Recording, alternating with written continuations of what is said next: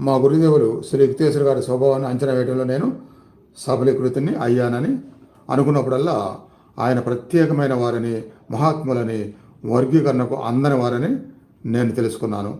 ఒకనాటికి మీరు ఈ మర్త్య శరీరం మీదన్న అనుబంధపు అలవాటును ముక్కలు చేసి తిరిగి దేవుడి దగ్గరకు వెళ్ళాలి.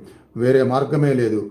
భూమి మీద మీరు దారి తప్పిన వాళ్ళు మీ అనంతత్వాన్ని తప్పకుండా తిరిగి కనిపెట్టాలి.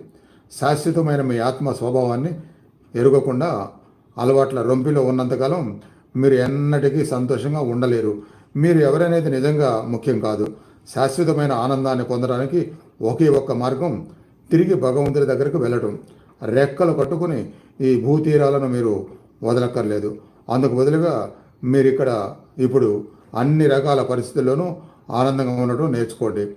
మీ స్వకీయ ఆనందంలో ఇతరుల సంతోషాన్ని కూడా కలుపుకోండి. ఇతరులను సంతోషపరచడానికి మీరు